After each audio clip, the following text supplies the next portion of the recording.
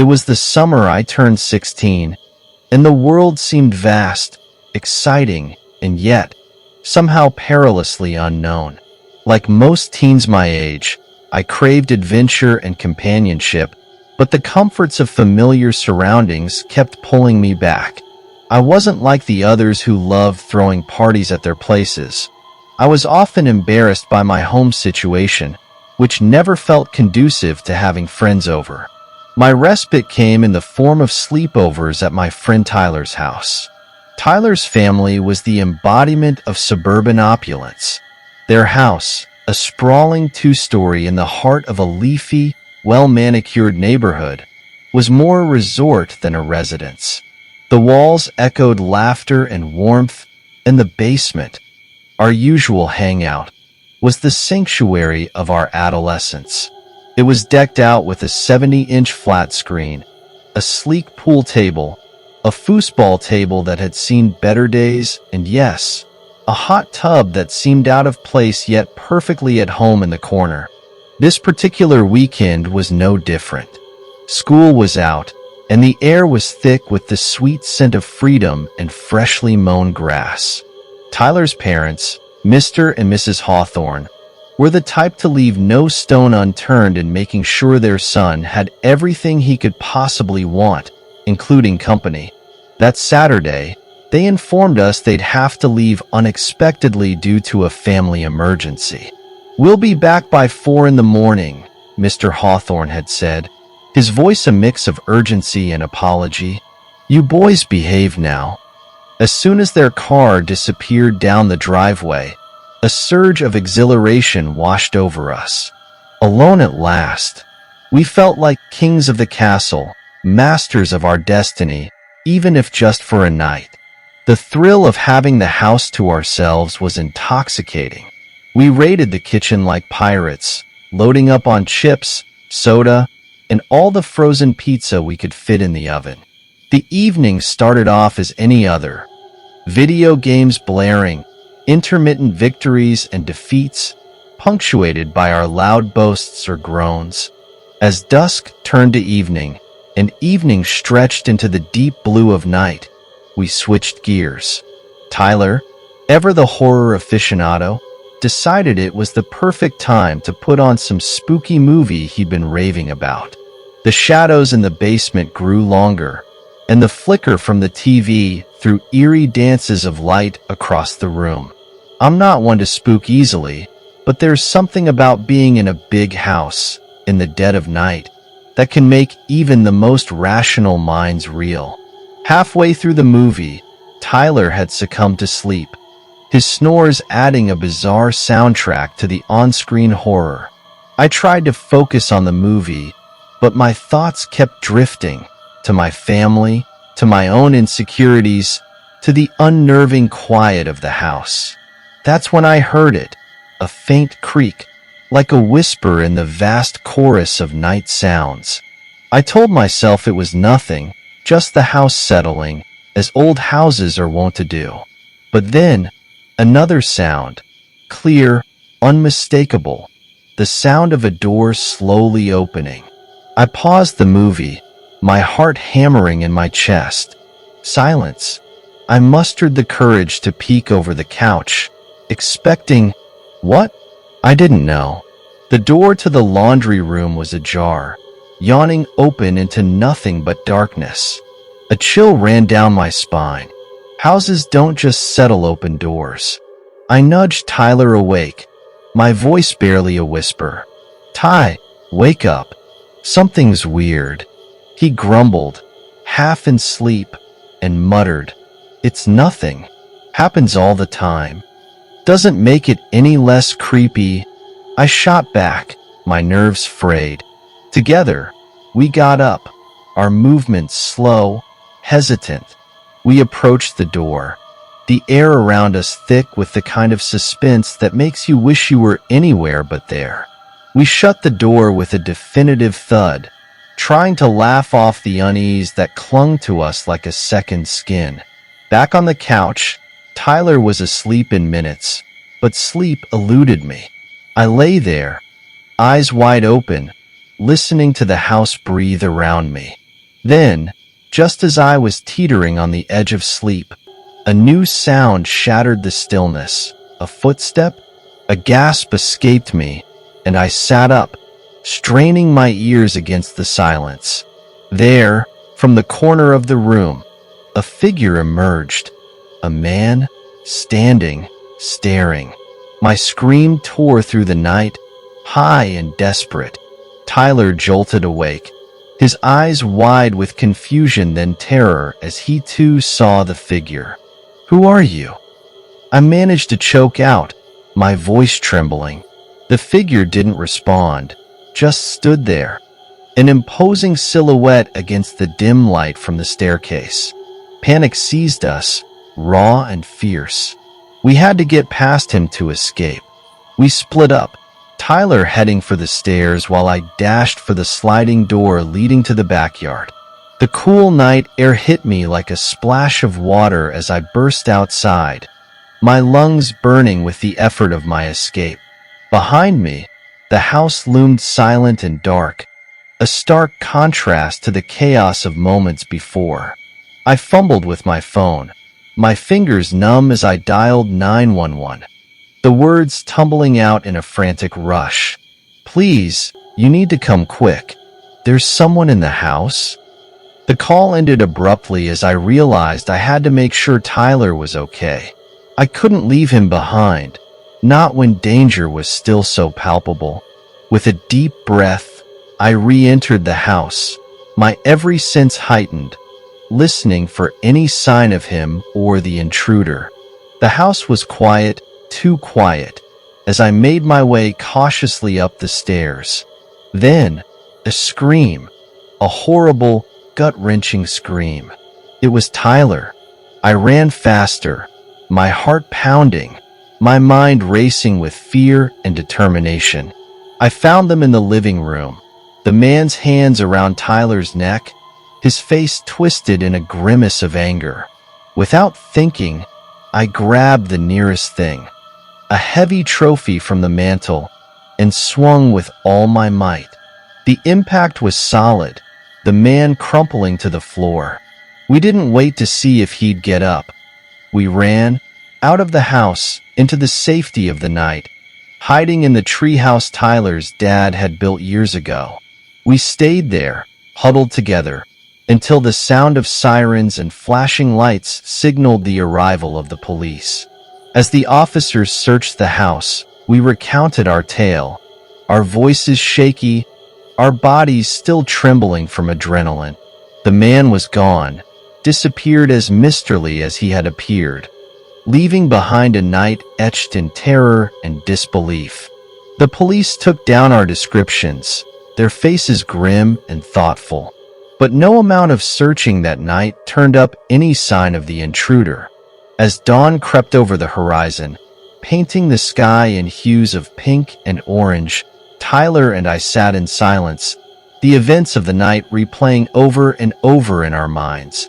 What had started as an evening of freedom and fun had spiraled into a night of terror, a reminder of how quickly things can change, how thin the veil between normalcy and nightmare. The morning after was surreal. The light of day seemed at odds with the dark terrors of the night. Tyler and I were questioned again by the police, our statements taken down as they tried to piece together the events. My parents were called, and the relief in their voices when they heard I was safe was palpable, though it did little to quell the shaking in my limbs. The Hawthorns returned home to a scene of disarray and police tape, their expressions a mixture of concern and disbelief as they embraced Tyler and me. The comfort of their arms was a stark contrast to the fear that still gripped my heart. They thanked me for looking out for Tyler, their words heavy with emotion that reflected a gratitude that words couldn't fully express.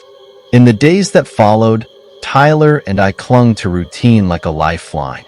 We returned to school, our interactions marked by the unspoken bond of having shared a traumatic experience.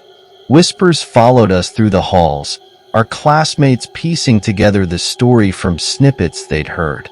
Our teachers watched us with sympathetic eyes, but the normalcy they offered felt like a mask we both wore to hide the chaos within. Sleep became a fleeting commodity. Nightmares haunted me, scenes replaying with vivid detail each time I closed my eyes. My parents suggested counseling, and reluctantly, I agreed.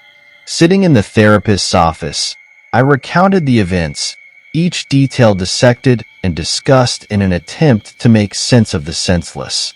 Tyler and I spent weekends re-watching our favorite films, trying to replace the horrific images with familiar scenes.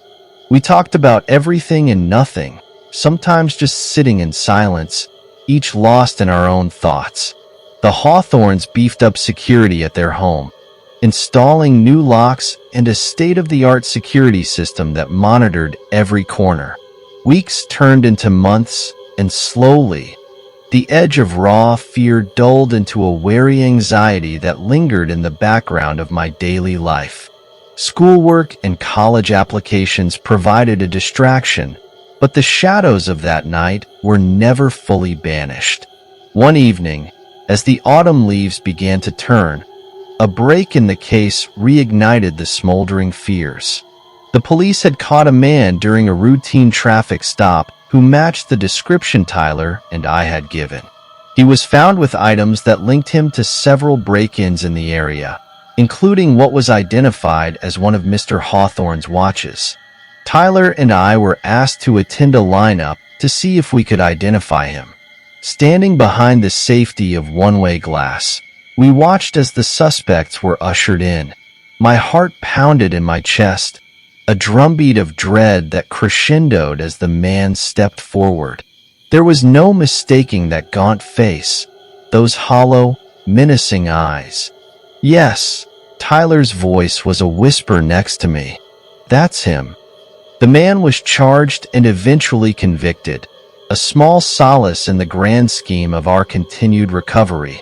Knowing he was behind bars brought a measure of peace, but the shadows of that night lingered, a constant reminder of our vulnerability. Back in 2009, during my junior year of high school in a small town in Ohio, my life took a turn that I never could have anticipated. At that time, my days were filled with the typical concerns and delights of a teenager: school activities, planning for college, and of course, navigating the highs and lows of young love. That fall, I started dating John, a senior who was popular, charming, and seemed to fit perfectly into my life. He was funny, well-liked by his peers, and even my strict parents approved of him, which was no small feat. John lived just down the street from me, which made our burgeoning relationship even more convenient. We spent countless hours together, and as my parents' marriage began to unravel, I found solace in the stability and warmth of his presence. John lived with Chris, a man who wasn't his biological father, but had taken him in around the age of 13.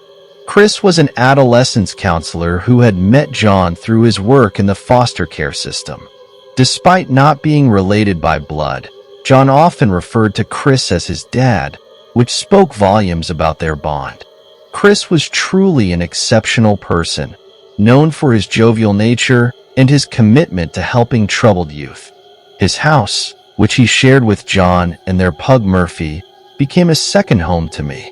It was a place where I could escape the tension of my own family's struggles and enjoy the company of people who cared about me.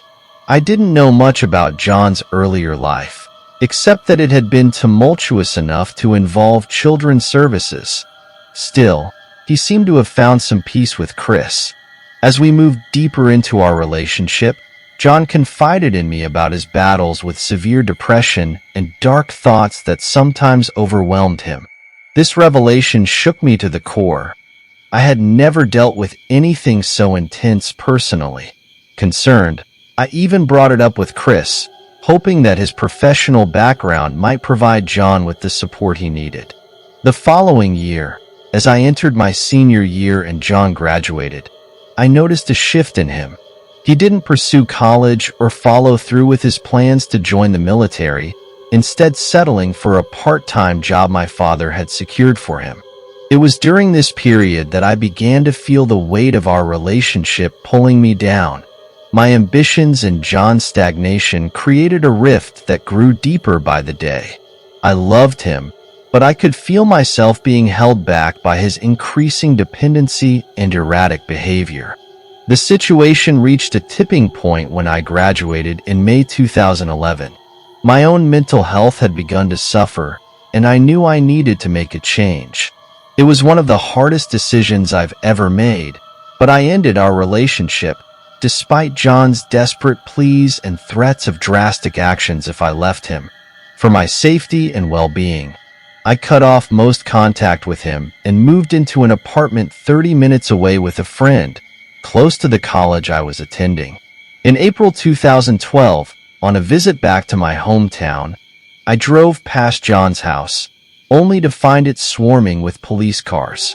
The sight sent a cold shiver down my spine, and I immediately called our mutual friend, Kyle, for information. He was as clueless as I was, mentioning only that John had been in good spirits recently, especially while driving Chris's beloved BMW. Later, while at my apartment with Kyle, who was visiting my roommate, my mom called with shocking news. She had learned from her connections in the police department that Chris had been found dead, and John was suspected of his murder. The details were scarce, but the reality that John might have harmed Chris, the man who had been like a father to him, was unimaginable. We decided it was safest to stay at my roommate's parents' house that night. By morning, news came that John had been arrested at a motel not far from our apartment. The details that emerged were horrifying. Chris had been killed days earlier, and in the interim, John had been living as if nothing had happened, even socializing with friends. The brutality of the act and the calm with which John had conducted himself afterward painted a picture of someone I no longer recognized. This chilling episode marked a tragic end to a chapter in my life that had started with youthful innocence and ended in a way I could never have foreseen. As the community and I grappled with the aftermath of Chris's murder, the full weight of what had happened began to sink in. The man who had taken John in, who had offered him a semblance of family and stability, was brutally taken from this world by the very person he had cared for. It was a stark and horrifying betrayal, one that rippled through our small town, leaving a collective sense of shock and mourning in its wake. The details that emerged from the investigation were chilling.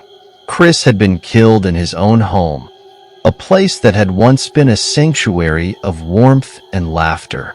The brutality of the act was staggering, and the fact that John had interacted with friends and acquaintances in the days following the murder, without a hint of remorse or change in demeanor, was deeply unsettling. It was impossible to reconcile the John the first knew, the one who had been my first serious boyfriend, with the cold, calculating individual capable of such violence. The trial, when it came, was a painful spectacle for our community. John initially pled insanity, a defense that was hard for many of us to accept or understand. However, he was eventually found competent to stand trial and later changed his plea to guilty.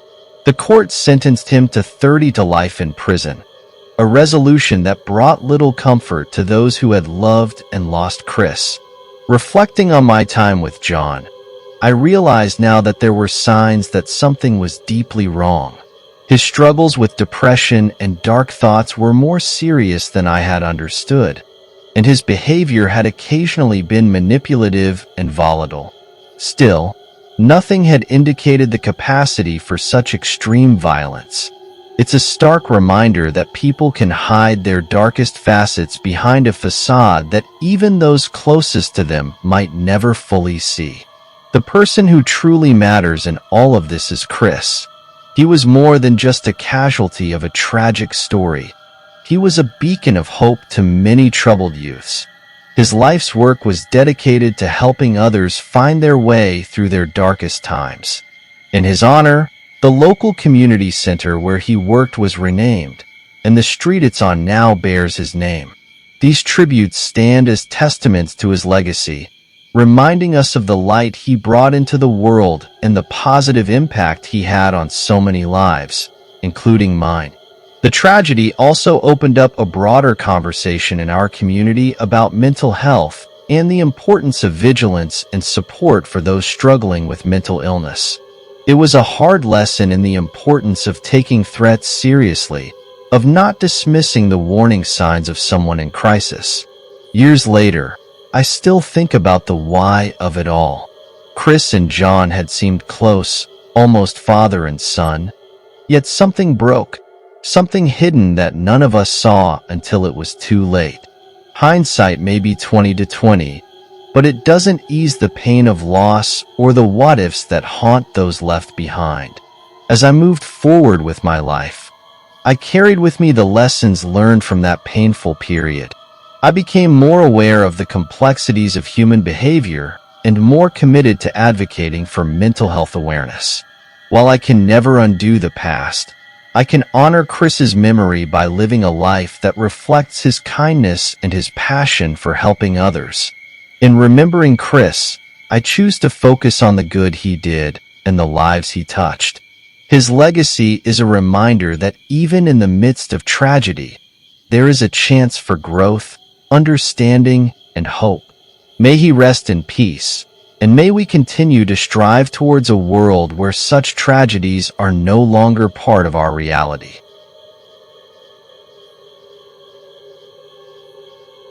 Back in the summer of 2005, freshly minted with my driver's license in hand, I felt an unprecedented sense of freedom. I was 20 years old, and the open road beckoned with all the allure of uncharted adventures. I'd only been a licensed driver since January, but I'd already grown confident enough to embark on solo road trips, reveling in the independence it brought into my life. My most memorable journey from that year was a road trip planned in July, aimed at visiting my friend Clara, who lived a couple of states away. Clara and I had arranged a long weekend of carefree fun while her parents were out of town. The agenda was packed with simple yet thrilling activities: drinking, hot tub sessions, and endless conversations under the stars.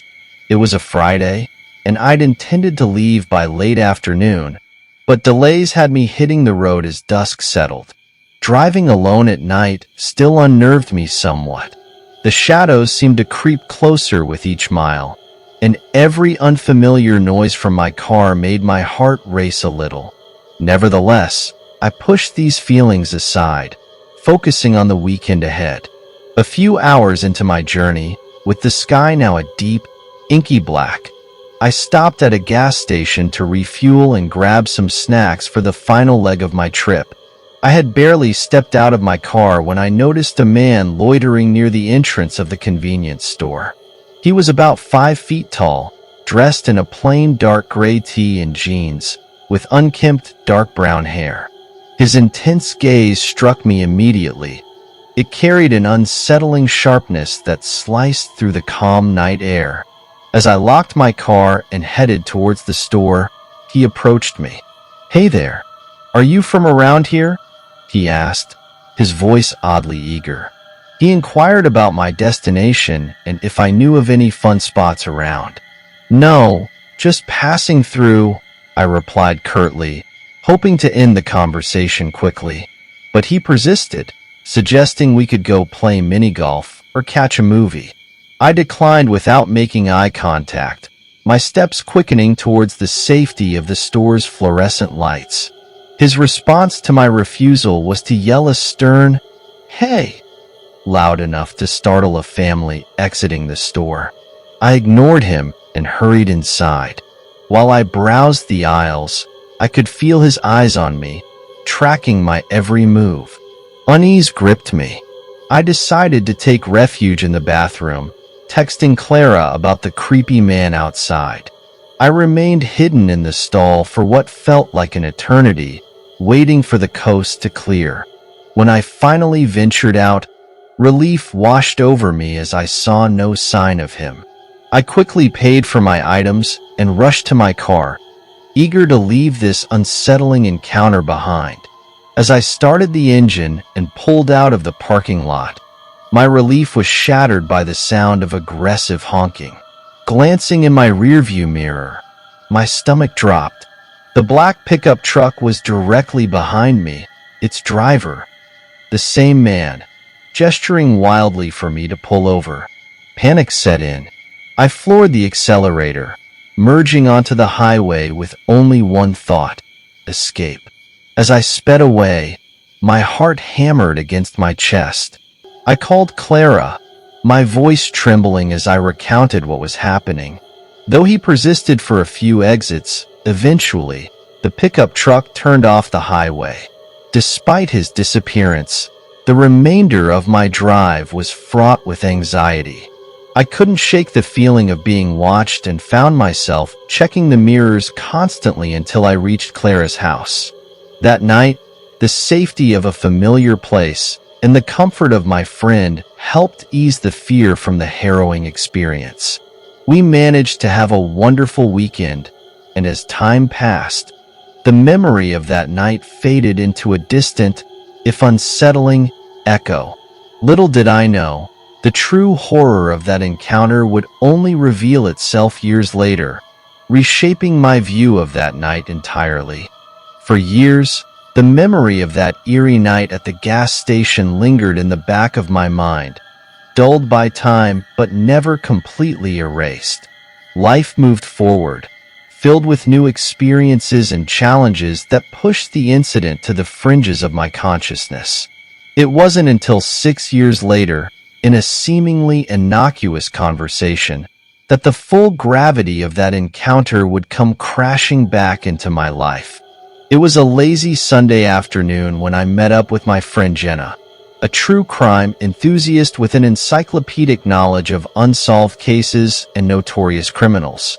As we sipped coffee in a cozy cafe, our conversation drifted from mundane updates about our lives to her latest obsession with a documentary on serial killers. Intrigued by her passion, I casually mentioned my strange encounter from years ago, half-jokingly suggesting that the man could have been a serial killer. Jenna's interest was piqued immediately. She urged me to describe the man again, and as I did, her eyes widened with a mix of excitement and concern. She pulled out her laptop and began searching for active serial killers in the area around the time of my encounter. My heart started to race as she clicked through various links, her fingers flying over the keyboard.